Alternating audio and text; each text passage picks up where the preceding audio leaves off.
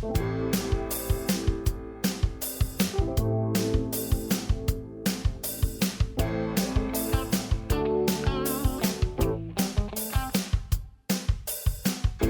¿qué tal? Muy buenas tardes. Gracias por acompañarnos en Sinergia, este espacio en donde conversamos del quehacer de los profesionales de las ingenierías y también de la arquitectura. Como ustedes pudieron observar a lo largo de la semana, vamos a conversar sobre esos trámites necesarios para emprender un proyecto. A veces entre tanto que hacer, un poco nos perdemos, no sabemos si hay que ir a la municipalidad primero, qué debe hacer el profesional, qué puedo hacer por mi cuenta, más o menos los plazos en los que tardan estos trámites para ser completados, y por eso estamos hoy acá con dos profesionales de CEFIA que nos van a explicar un poco este proceso para que sea algo más amigable, más sencillo, menos complejo, y sobre todo vamos a ver eso, que en realidad es menos complejo y tiene muchísimos beneficios. Voy a presentar aquí por proximidad primero a la arquitecta Ilse Miranda, que es la jefe de trámites aquí del CEFIA. Ilse, ¿qué tal? Buenas tardes. Hola Jessica, buenas tardes. Muchas gracias por la invitación. Muy contenta de estar acá compartiendo con ustedes. Les presento también al ingeniero Javier Chacón, que es el director de operaciones del CEFIA. Don Javier, ¿qué tal? ¿Cómo está? Muchas gracias. Muy buenas tardes. Un saludo para todos quienes nos escuchen y nos pueden ver. Un tema que es siempre importante, siempre presente, siempre actual. Y precisamente es eso, es tratar de ayudar a toda la población y a los profesionales a poder actuar siempre de la mejor manera en beneficio de todos. A veces nos perdemos más, don Javier, ¿verdad? En cuando nos dicen trámite, estamos como, ¿verdad?, tan acostumbrados a que hay muchas cosas en el pasado que han tardado tanto que nos enredamos un poco más de la cuenta, y es sencillo. Es sencillo cuando conocemos lo que hay que hacer, ¿verdad? Y parte de la educación y parte de toda esa formación continua que nosotros buscamos con los profesionales, pero de cara a la sociedad es eso, no complicarse mucho. La frase dice: lo barato sale caro, y muchas veces buscar algo barato significa hacer algo de manera incorrecta o sin conocimiento. Entonces siempre va a ser, y este ratito lo vamos a conversar en esa línea, ¿verdad? Esa asesoría de profesionales de ingeniería y arquitectura siempre es importante. Nosotros como Colegio Federado, que podemos ayudar también a la sociedad, pero que cada uno de ustedes que tienen la idea de una casa, una inversión, un local comercial, una idea de negocio que requiere de un proceso constructivo, debe hacerse siguiendo y respetando las normas ya establecidas. Bueno, y aquí de una vez aprovecho para irle consultando a Ilse y que entre ambos puedan construir, valga la redundancia, es este momento y este espacio de guiar a quienes están en casa observándonos. Y usted daban un punto clave, y es cuando empezamos en un proceso constructivo. Yo creo que lo primero es que si tenemos una idea de algo que queremos hacer, un proyecto que se va a materializar, entendamos que no está de más que podamos llamar, en este caso, por ejemplo, al Colegio Federado, o buscar a un profesional y darnos cuenta si es que necesito hacer un trámite o no. Partiendo de eso, Ilse, en el caso de que yo vaya a partir de un proyecto nuevo, ¿qué trámites tengo que hacer? ¿A dónde debería hacer uno yo? ¿Qué debería hacer en la municipalidad? ¿O puedo canalizar todo con mi profesional? Bueno, es importante cuando voy a construir un proyecto, por ejemplo, una obra nueva, lo primero es ir a la municipalidad y asesorarnos sobre el uso de suelo que tiene la propiedad. Es muy importante saber, ¿verdad?, si el lote yo puedo construir una vivienda, si puedo construir un comercio, si me dejan construir 2 casas, por ejemplo. A veces sucede que la gente compra un lote porque van a hacer 2 viviendas y resulta que el uso de suelo es solo de una propiedad, entonces es solo de una habitación, de una vivienda. Entonces es importante asesorarse. Lo primero antes de partir cualquier proyecto es asesorarse en la municipalidad sobre el uso de suelo de ese terreno que yo voy a construir el proyecto. Yo creo que ahí damos todos por sentado que si compro un terreno y la persona que está a la par tiene una casa de 5 pisos y unos apartamentos, yo creo que puedo hacer lo mismo. Partimos de eso como un error, y a veces en un espacio pequeño puede cambiar esa condición de uso de suelo. Claro, podría cambiar porque a veces las municipalidades actualizan sus planes reguladores y tal vez son viviendas de mucho tiempo ya construidas, y pasa eso, mi vecino construyó 2 apartamentos y yo quiero hacer 2, o tal vez a veces son inclusive construcciones que no se construyeron con los permisos correspondientes, ¿verdad? Entonces luego vas a la municipalidad si el vecino tiene 2 apartamentos, y no, en ese sector solamente se puede una, o es un sector comercial. O podría pasar que la municipalidad actualizó también, ¿verdad?, el plan regulador. Entonces siempre es importante, inclusive antes de adquirir el lote, ¿verdad?, asesorarse, porque tal vez lo compramos con mucha ilusión, qué lindo, el sector me gusta, y resulta que es un sector donde no se puede construir el proyecto que yo quiero realizar. Hay aspectos que hay que tomar en cuenta. Como bien lo dice Ilse, hay una valoración, una debida diligencia, para decirlo de manera bonita, que se tiene que hacer no solo yo como propietario de un lote, sino también con la asesoría de un profesional, que yo pueda construir lo que quiero hacer, ¿verdad? Que el plan regulador lo permita o que el ordenamiento territorial lo permita. Esos son requisitos propios de la municipalidad. Tenemos que recordar que hay 84 municipalidades en el país, 7 consejos de distritos, y son ellos los que establecen los requisitos fundamentales. Aquí el único permiso lo otorga la municipalidad. Muchas veces decimos, voy por los permisos al colegio, voy el permiso de, no sé, de AIA, etc. Esos son procedimientos que se hacen en ese flujo, ¿verdad?, que termina solicitando un permiso. Solo la municipalidad es la que lo otorga. Entonces, si ya sabemos cuál es la municipalidad, hay personas que pueden tener conocimiento de otras municipalidades. El hecho de que una tenga una forma de actuar no significa que todas necesariamente lo van a hacer. Municipalidades son diferentes. Hay algunas que tienen zona marítimo terrestre, otras que tienen áreas protegidas, otras que son más urbanas, más rurales, todo eso hay que tomarlo en cuenta. Pero también hay aspectos ya técnicos, ¿verdad? La calidad del suelo como tal, lo que se tenga que hacer, ya eso podemos ampliarlo ahora en estudios básicos, estudios preliminares, ¿verdad?, que tiene que hacer un profesional, así como nos hacemos un chequeo general con un profesional de medicina, que después va hacia un especialista, es el mismo concepto, ¿verdad? Son estudios básicos, principales, iniciales, que se tienen que hacer para poder ahora sí ir desarrollando el proyecto. Don Javier, aprovechemos un poco y que estamos hablando del lote, que es partiendo, ¿verdad?, de que mucha gente para poder iniciar su proyecto decide primero comprar el lote y da un tiempo, ¿verdad?, hace un ahorro, busca un plan de inversión para posteriormente hacer la vivienda. Cuando vemos un lote y está barato, nos sentimos muy tentados ¿verdad? Creo que es una reacción muy humana, nos sentimos tentados a comprarlo y no hacemos nada, no preguntamos nada. Alguien me lo vendió, yo ni siquiera tenía una noción sobre el uso de suelo, que ya nos ha explicado Ilse un poco más, pero ¿qué otra cosa debería verificar sobre el lote, ya propiamente sobre el territorio, entre Ilse y don Javier? ¿Qué debo verificar sobre eso? Porque pienso en que hice una compra probablemente de un terreno, alguien me lo vendió, yo no consulté nada y resulta que era una zona marítimo terrestre, o no puedo construir, o el suelo, no sé, es demasiado arcilloso y tampoco puedo construir ahí. Yo creo que podemos dividirlo, como te decía, en esas partes generales, ¿verdad? El uso de suelo, ya lo dijimos, es importante, la capacidad del terreno, las características propias, porque eso va a depender el diseño.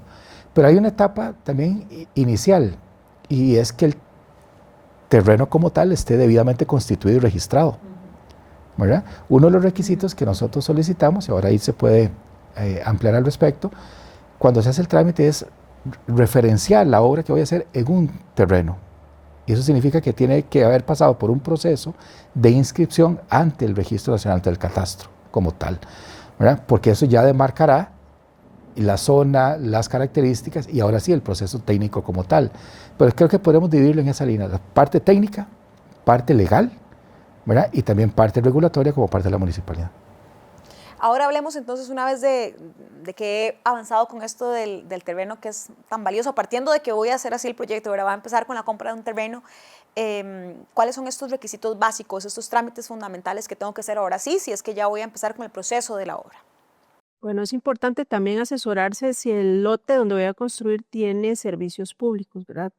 Me refiero a agua, luz, tiene alcantarillado sanitario, requiero tanque séptico, hay red de cloacas, porque también, dependiendo de dónde esté ubicado el terreno, podría ser que no llegue, por ejemplo, agua al terreno. Entonces yo voy a tener que invertir, ¿verdad?, en una tubería para que me conecten agua. Sí, va a ser más caro que por lo que lo compré probablemente. Y no lo contaba, no lo tenía, ¿verdad?, considerado. Entonces, todo eso está dentro de los estudios básicos que se hace y que hace un profesional y que debe asesorar a su cliente, ¿verdad?, de qué es necesario conseguir. Bueno, hay agua, hay luz, son documentos que están dentro de lo que llamamos requisitos documentales. Para tramitar yo requiero saber si hay disponibilidad de agua. De hecho, es un documento que se tiene que subir a la plataforma al tramitar.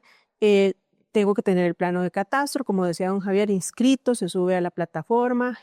Tengo que ver si hay alcantarillado sanitario o si tengo red de cloacas o si es con tanque séptico, porque el profesional, por ejemplo, si es tanque séptico, tiene que subir una memoria en la plataforma.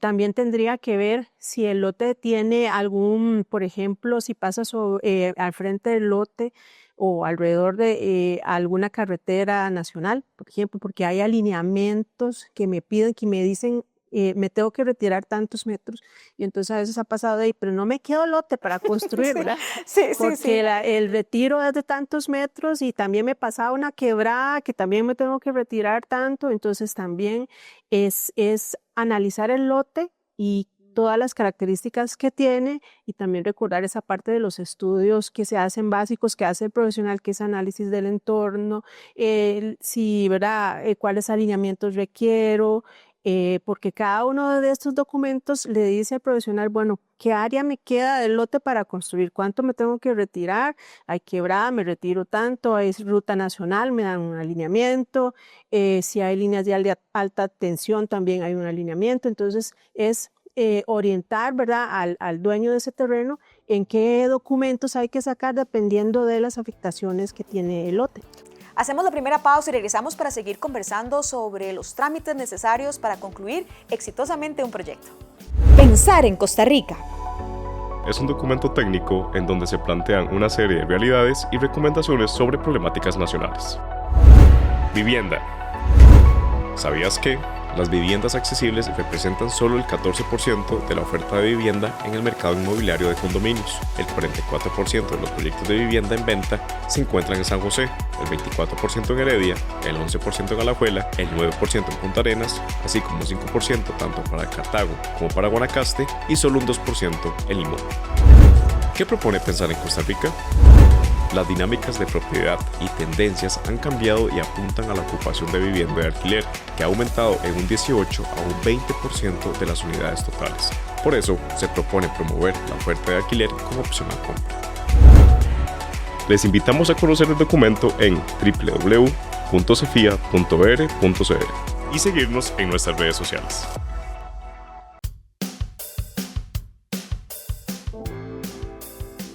Bueno, incluso recomendaría a uno acá, don Javier, que incluso antes de comprar el lote busquemos a un profesional. Con todo lo que ha descrito Ilse, yo creo que no es algo que quienes no somos profesionales de ingenierías ni de arquitectura tengamos con certeza, y para eso están ustedes también.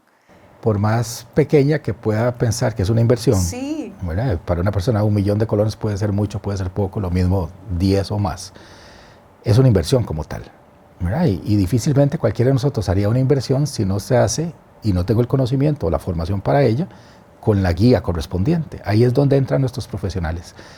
Lo primero también, y lo hemos dicho acá, ese concepto de responsabilidad profesional, lo que permite a la sociedad, a los quienes contratan profesionales de ingeniería y arquitectura, es garantizar que esa persona va a asumir un proyecto con la mayor diligencia posible, con el mayor conocimiento posible, y además está autorizado, ¿verdad?, y habilitado para ese ejercicio profesional, de manera que pueda ayudar a hacer esos trámites que Ilse decía, que también vos comentabas. Ese concepto como tal es el que tiene que privar a la hora de hacerlo. Si ya la obra va a tener alguna complejidad mayor, con más razón. En este ratito lo que hemos hablado es de temas básicos, para decirlo de alguna manera. No hemos entrado a un tema de diseño, la importancia de cumplir con los códigos, por ejemplo, el código sísmico, el código eléctrico, ¿verdad? Que permita no solo que la obra se ejecute y tengamos el permiso, sino que garantice la estabilidad y la sostenibilidad durante el tiempo que se va a habitar. Demos el siguiente paso después de esta indicación básica, y es que me detengo un segundo porque, claro, uno ve la venta de lotes, puede pasar por una zona rural particularmente, tal vez en vacaciones, si alguno de los que viven en la GAM salimos hacia zonas rurales, uno puede ver, ¿verdad?, lotes, y uno los ve atractivos a un buen precio, ve un planito y uno tiende a pensar que, un plano me refiero a, ¿verdad?, una llanura, uno tiende a pensar que ese es el lote ideal. Nunca tiene, ¿verdad?, uno esta noción tan importante de que debe tener esas condiciones de si tengo que dejar retiro, espacio, y bueno, y resulta que lo que compré se vio reducidísimo y ya yo voy un poco frustrado al proceso en adelante, y lo que tenía en mente ya no se va a dar. Así que es bien importante que podamos asesorarnos en ese proceso para iniciar con el pie derecho, ¿verdad?, y que no vayamos tropezando de camino. Una vez que superamos eso, ¿qué continúa? ¿Cuáles son los otros trámites que se deben ir realizando? Bueno, cuando ya yo, ¿verdad? Y como decías, asesorarme con un profesional desde el principio es Sí, ideal, ¿verdad? Porque me va a allana ir el camino. orientando, necesito estos documentos. El profesional hace un servicio que está regulado acá por el CEFIA, para poder ya desarrollar ese plano constructivo. Se llaman los estudios preliminares. Entonces es ya la normativa que le aplica a mi proyecto, ¿verdad? El análisis que hace el profesional, no solo del entorno que hablábamos y las características del terreno, ahí está incluido también lo que hablaba don Javier de los estudios de mecánica de suelos que tiene que hacer el profesional, porque esos son indispensables para poder plantear esa obra que se va a desarrollar, para poder establecer si el terreno me va a soportar esa construcción o si yo tengo que hacer, a veces en obras hay que hacer rellenos, sustituciones, ¿verdad? O plantear ciertas características de los cimientos. Entonces, el profesional hace esa fase que se llama estudios preliminares, que es análisis de la normativa que le aplica. Por normativa me refiero a los reglamentos que tiene las instituciones que autorizan las obras, ¿verdad? Que me dicen cuánto tiene que medir mínimo de un dormitorio, la ventilación, dependiendo del proyecto hay normas que le aplican. Entonces el profesional hace ese análisis para poder plantear el plano constructivo ya que cumpla con la normativa que le aplica. En esta etapa hay algo bien importante y lo hemos comentado en otro espacio, pero es la transparencia que yo pueda tener como usuario con ustedes como los profesionales que me van a dar el servicio. Y bueno, y aquí existe también una guía sobre el contrato, pero es vital esa transparencia en las dos líneas, ¿verdad? Yo creo que también a veces nosotros como usuarios entregamos, y está muy bien, entregamos la confianza al profesional, pero no entregamos toda la información que tenemos de qué quisiera hacer después o si luego modifiqué algo, y eso puede tener alguna alteración en el proyecto, don Javier. En el fondo, cuando una persona contrata a un profesional, es eso, es un contrato, es un acuerdo entre partes en el cual, a cambio de una serie de servicios, como Ilse decía, propios de cada proyecto, esa persona va a recibir una remuneración. O si lo vemos de la otra parte, ¿verdad? A cambio de esos servicios, esa persona, o el usuario, va a contar con un bien. Entonces, es un acuerdo entre partes. El concepto de registro de responsabilidad profesional ante el Colegio Federado no solo es tramitar los planos. En la calle la gente dice, voy por el visado del CEFIA, ¿okay? O voy por el permiso del colegio. Después podemos aclarar un poquito que no es un permiso como tal, porque la municipalidad es la única que lo otorga, y además hay instituciones del gobierno que, dependiendo del tipo de obra, autorizan esas obras. Pero ¿qué se hace el colegio? Es garantizar que toda obra tenga un profesional responsable. Y eso de cara al cliente es que se han sentado, que tuvieron un proceso de negociación. Por eso es importante que esa relación quede plasmada, y nosotros tenemos un centro de resolución de conflictos y todo un proceso que ayuda a las personas, a las partes en esa línea, ¿verdad? Y ya vamos a tener también unas guías al respecto.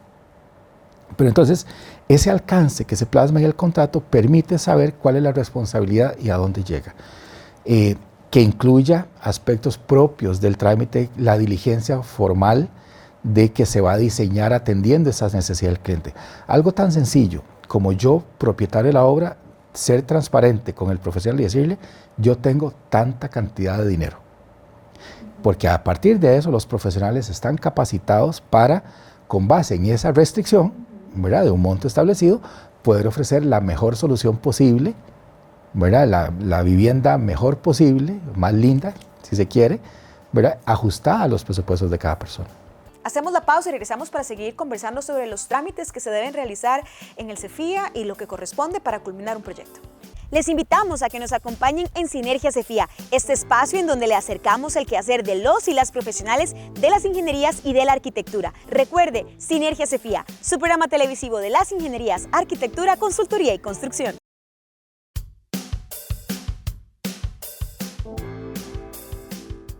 Y hemos estado hablando de estos trámites y voy a aprovechar aquí, don Javier Ilse, que podamos explicar las diferencias. Yo sé que acaba un poco de hablar de los permisos, qué es lo que se encarga del CEFIA, y aprovecho aquí para decir APC y que ustedes me puedan hablar un poco más de APC, porque estamos hablando de esos trámites y probablemente quienes no hayan recientemente, digo recientemente, hace unos 20 años, no hayan hecho algún trámite asociado a un proceso constructivo, recordará al profesional andando el plano aquí prensadito, ¿verdad? Aquel montón de papel, eso ha cambiado, pero pero también cuando hablamos de todos estos trámites es que están trazados en una plataforma que tiene el CEFIA, que quisiera que hablemos de ella. ¿A dónde es que está toda esta información cuando hablamos de los trámites que estamos haciendo? ¿Qué sí hace el CEFIA cuando hablamos de trámites para procesos constructivos y qué no hace el CEFIA en esta misma materia? Tal vez de manera general, y después sí que Ilse nos amplíe la parte específica, decirles, por ejemplo, a todos quienes nos escuchan que al día nosotros recibimos alrededor de 350 proyectos para ser registrados. Si nos pensamos en 20 años para atrás, 350 por día sería una fila de 350 personas esperando a ser atendidas, ¿verdad? Entonces, como bien decías, hace 20 años el concepto era totalmente físico, como muchos trámites, ¿verdad?, que hacemos hoy. Pero específicamente en el sector de la construcción y proyectos, ¿verdad?, para un proceso de permiso de construcción, había que sacar una cantidad de copias de planos que dependiendo del tipo de proyecto, las láminas eran más grandes.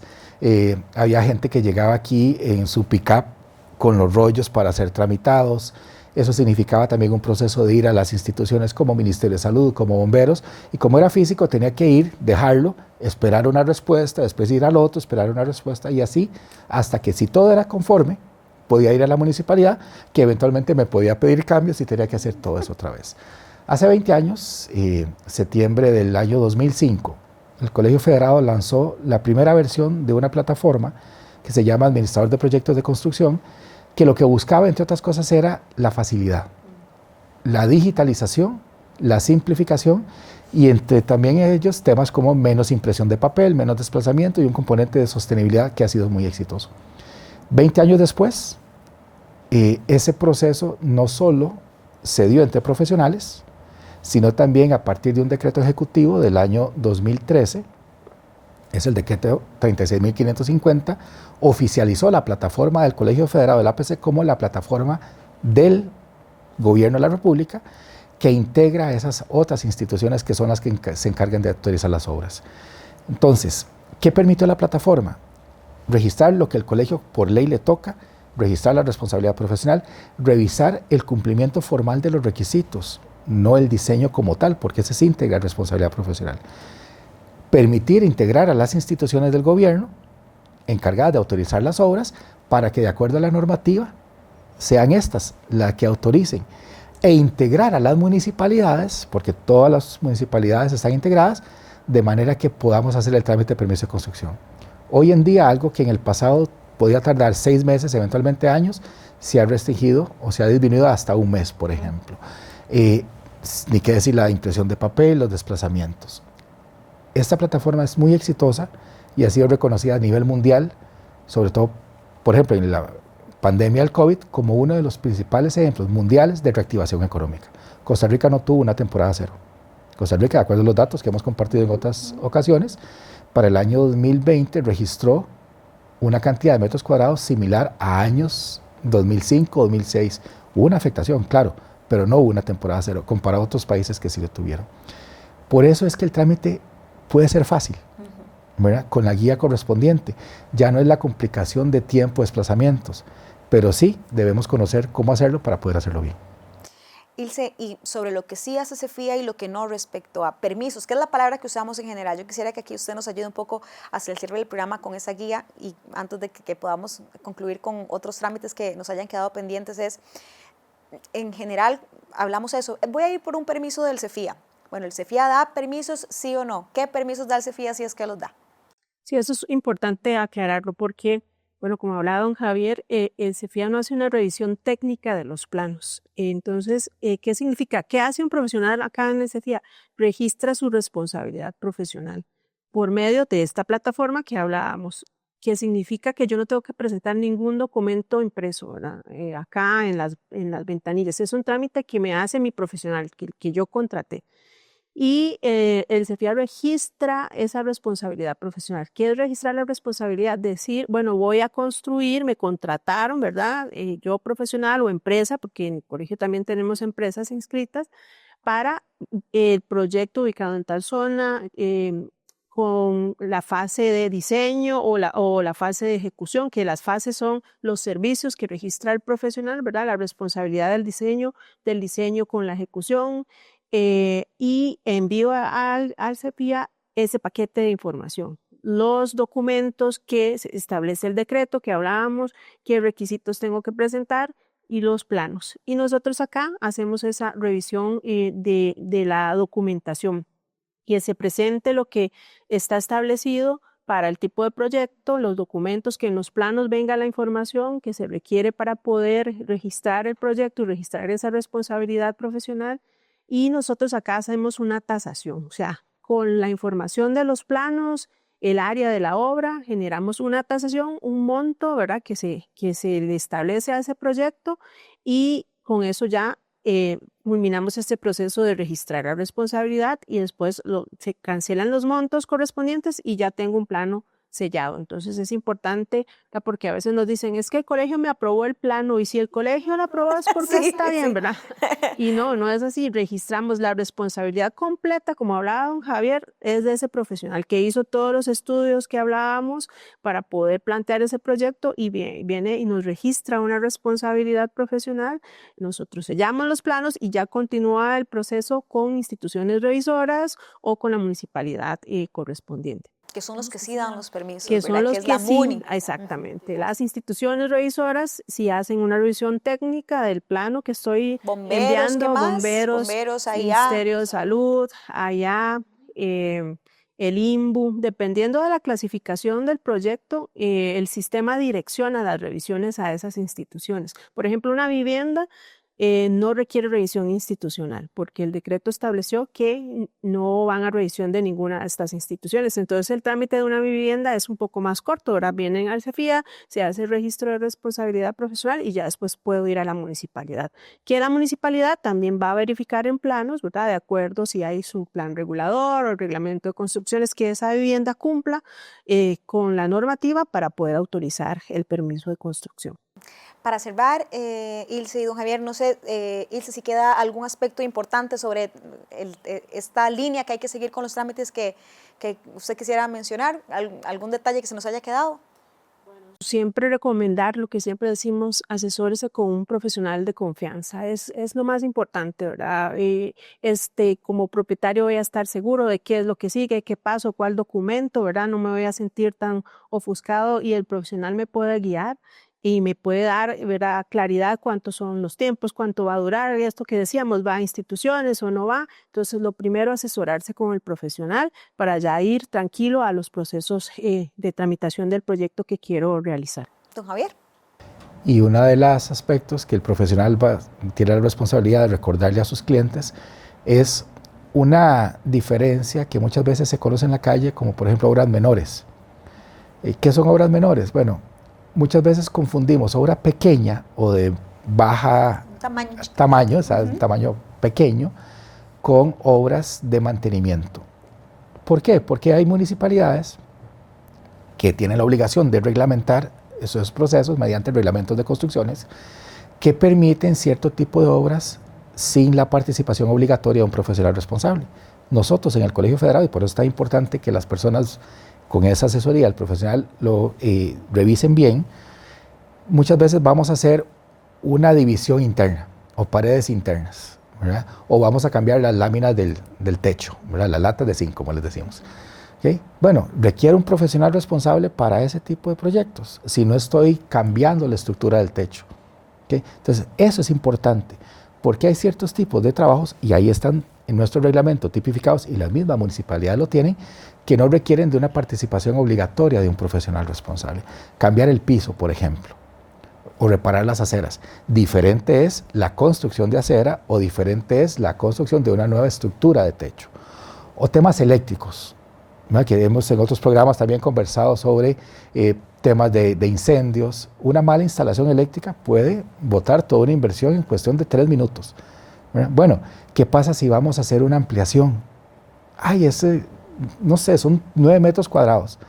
No, 9 metros cuadrados de una ampliación afecta, porque hace un cambio estructural en la obra, porque cambia la carga eléctrica, porque puede cambiar también los aspectos mecánicos. Entonces, no necesariamente toda obra pequeña, entre comillas, es una obra menor. Entonces, también esa es la guía que el profesional puede tenerlo. No solo en la parte estructural, sino también en la parte eléctrica, la parte arquitectónica y la parte mecánica. Don Javier, Ilse, muchísimas gracias por habernos acompañado. Espero que tengamos más programas este año. Así es, Dios primero. Y Muchas feliz gracias año a por la todos. invitación. Sí, muchísimas gracias a ustedes por habernos acompañado. Esperamos verlos este año más seguido aquí en el programa y de verdad quienes nos han acompañado y tengan dudas sobre todos estos trámites, vean que, por ejemplo, cuando hablamos del lote fue tan valioso conocer este tipo de información, que nos podemos ver afectados con la reducción del espacio que compré, de los metros cuadrados que compré porque desconozco información. Es cuando realmente debemos tomar en cuenta ahí al profesional desde el inicio para que el proceso sea bien y que luego lo invitemos a tomar café a la casa, que nos concluye. Muchísimas gracias por habernos acompañado nuevamente y muchísimas gracias a ustedes por habernos acompañado este sábado en Sinergia. Nuestra cita es dentro de 8 días.